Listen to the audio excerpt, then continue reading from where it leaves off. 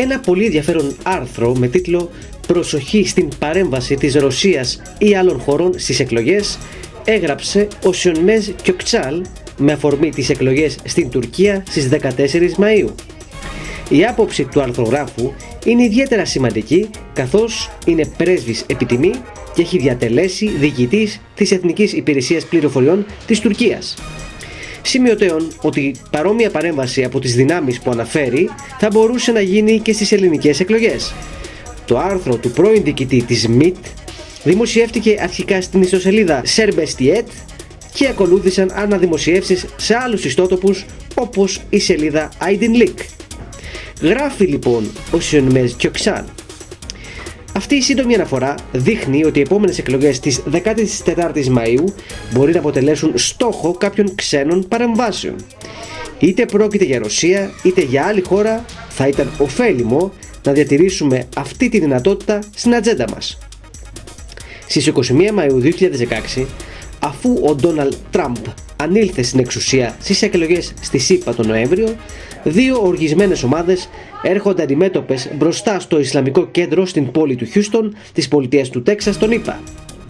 Από τη μία πλευρά, οι υποστηρικτές του κινήματος Heart of Texas, που έχει 250.000 οπαδούς, κατά των μεταναστών και των μουσουλμάνων με πουκάμισα White Lives Important, και από την άλλη μέλη του κινήματος Ενωμένοι Μουσουλμάνοι της Αμερικής, που έχει 320.000 οπαδούς με ταμπέλες μη μισής και ειρήνη στον κόσμο και φωνάζουν «Είμαι μουσουλμάνος και περήφανος».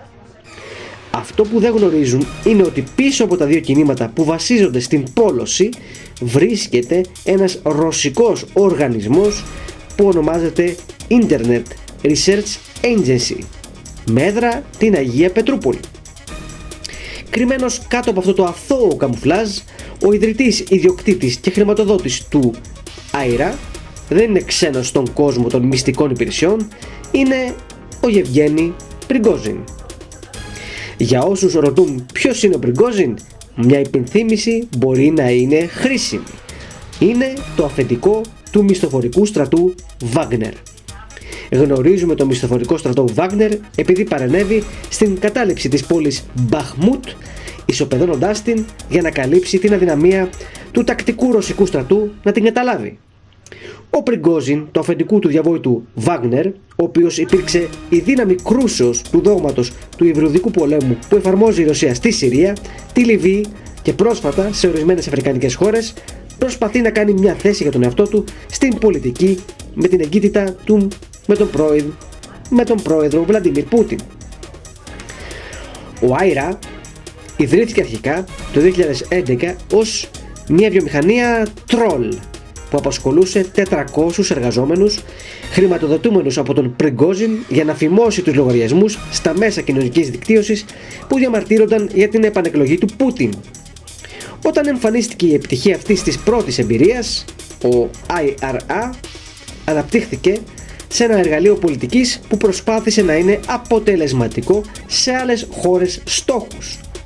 Εν ολίγης, στόχος του είναι να καταστρέψει τη φύση του διαδικτύου ως δημοκρατικού φόρουμ στις χώρες που έχει διεισδύσει, να βλάψει τις δημοκρατικές δομές, τους θεσμούς και τους οργανισμούς και να υπονομεύσει την πιστή στα δημοκρατικά καθεστώτα, διαψεύδοντας ψεύτικες ειδήσεις που δημιουργούν παράνοια και απομακρύνουν τους κανονικούς χρήστες εκδικητικά και ανεύθυνα. Προέκυψαν κάποιες ενδείξεις ότι ξένες επεμβάσεις είχαν αντίκτυπο στην εκλογή Τραμπ στη ΣΥΠΑ. Οι έρευνες του Αμερικανικού Κογκρέσου και των υπηρεσιών ασφαλείας που αντιμετώπισαν σοβαρά τις σχετικές ενδείξεις και πληροφορίες ξεκαθάρισαν την έμεση επέμβαση της Ρωσίας στις εκλογές. Η Αμερικανική κοινότητα πληροφοριών που ασχολήθηκε με το θέμα μπόρεσε να αποκαλύψει τις διαστάσεις της επέμβασης πολύ αργότερα. Έχει γίνει αντιληπτό ότι η Μόσχα, που βλέπει τον Τραμπ πιο κατάλληλο για τα συμφέροντά της ως πρόεδρο των ΗΠΑ, παρενέβη στις εκλογές, στοχοποιώντας την άλλη υποψηφιότητα Hillary Clinton στο Facebook, το Twitter, το Instagram και το YouTube και ευθύνοντας την με διάφορες τεχνικές. Έγινε γνωστό ότι βοήθησε την εκλογή του Τραμπ στις εκλογές του 2016 με τη διαρροή εγγράφων στα Wikileaks εναντίον της Clinton, εκπομπές του Today Russia, που αργότερα απαγορεύτηκε, διείσδησε στα αρχεία των ψηφοφόρων, ακόμη και στοχοποιώντας τη διοίκηση του Δημοκρατικού Κόμματος και έτσι, κατά κάποιο τρόπο, πέτυχε το στόχο του. Σύμφωνα με μια μελέτη που διεξήχθη το 2016, το 64% των Αμερικανών ψηφοφόρων δήλωσαν ότι ήταν πολύ μπερδεμένοι από τις ψευδείς ειδήσεις για τη Χίλαρη Κλίντον που διαδόθηκαν κατά τη διάρκεια της προεκλογικής περίοδου, και σύμφωνα με τα στελέχη του Facebook που έκαναν δήλωση στη Γερουσία μεταξύ Ιουνίου 2015 και Αύγουστου 2017, ο Άιρα έστειλε 80.000 μηνύματα, τα οποία έφτασαν σε 126 εκατομμύρια Αμερικανούς. Όσον αφορά το Twitter, από την 1η Σεπτεμβρίου έως τις 15 Νοεμβρίου 2016, 36.000 αυτόματοι λογαριασμοί υπό τον έλεγχο της Ρωσίας έστειλαν 1,4 εκατομμύρια μηνύματα, τα οποία υποβλήθηκαν σε αναμετάδοση RT 288 εκατομμύρια φορές. Με την πάροδο του χρόνου έγινε σαφές ότι τέτοιες παρεμβάσεις της Ρωσίας δεν περιορίζονταν στις αμερικανικές εκλογές. Η ίδια ομάδα έκανε παρεμβάσεις με στόχο την αποδυνάμωση της Ευρωπαϊκής Ένωσης. Αποκαλύφθηκε ότι το δημοψήφισμα για τον Brexit του 2016, που είχε ως αποτέλεσμα την αποχώρηση του Ηνωμένου Βασιλείου από την Ευρωπαϊκή Ένωση, και οι τελευταίες εκλογές για το Ευρωκοινοβούλιο, τη Δανία και τη Γαλλία, ήταν στόχος παρόμοιων παρεμβάσεων στον κυβερνοχώρο. Οι εμπειρίες δείχνουν ότι η κοινή γνώμη στις δημοκρατικές χώρες γίνεται πιο ανοιχτή σε τέτοιες παρεμβάσεις στον κυβερνοχώρο επιτόπου και σε περιόδους που είναι επιρρεπείς σε πόλωση και ελεπίδραση και χειραγώγηση γίνονται ευκολότερες.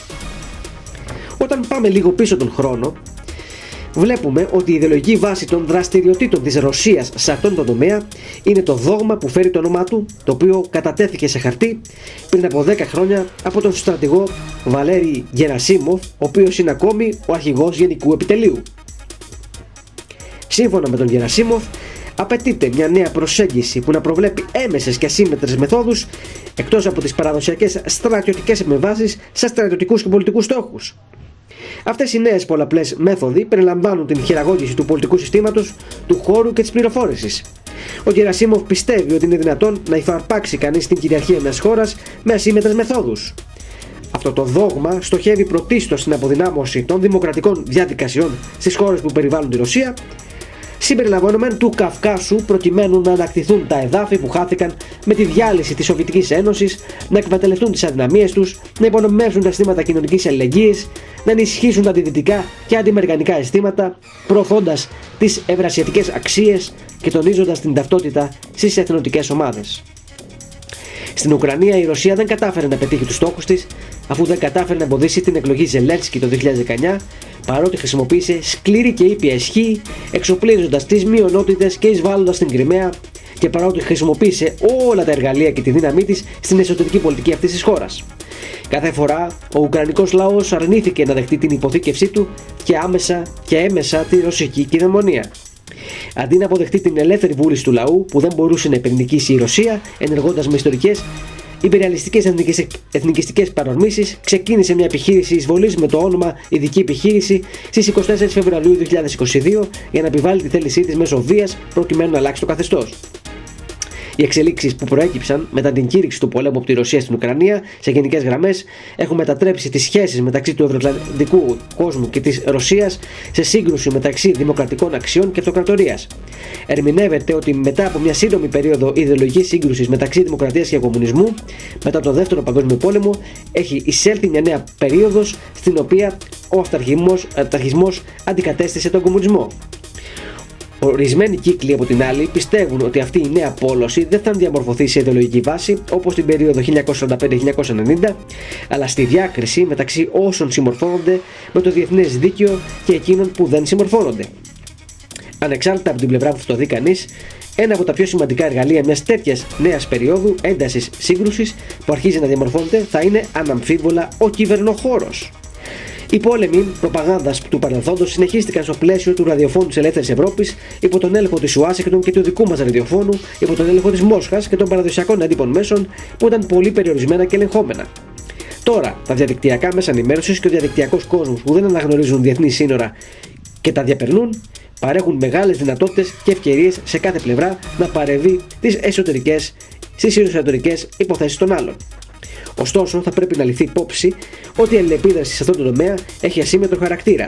Είναι γνωστό ότι οι αυταρχικές χώρες όπως η Ρωσία, η Κίνα, το Ιράν και η Βόρεια Κορέα, ενώ ελέγχουν τη ροή των πληροφοριών σε δική τους κυριαρχία, επωφελούνται σε μεγάλο βαθμό από τις ευκαιρίες ένταξης και χειραγώγησης που έχουν αναπτύξει εκμεταλλευόμενοι τις φιλελεύθερες πρακτικές, νομικά παραθυράκια και τις αναπάρκειες των κρατών στον τομέα αυτών στον έξω κόσμο.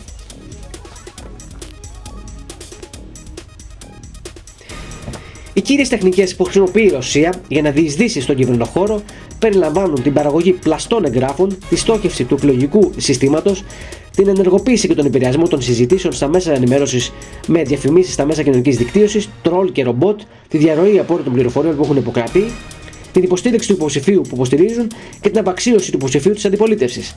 Στη Δύση υπάρχει η πεποίθηση ότι η Ρωσία χρησιμοποιεί περιστασιακά το Russia Today και το Sputnik για σκοπούς παραπληροφόρησης για αυτόν τον σκοπό.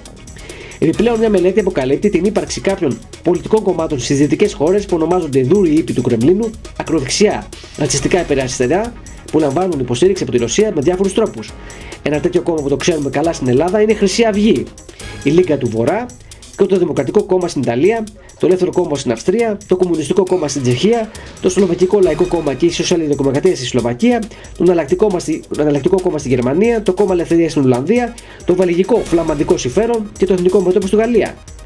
Μεταξύ αυτών συγκαταλέγονται το UKIP και το Βρετανικό Εθνικό Κόμμα.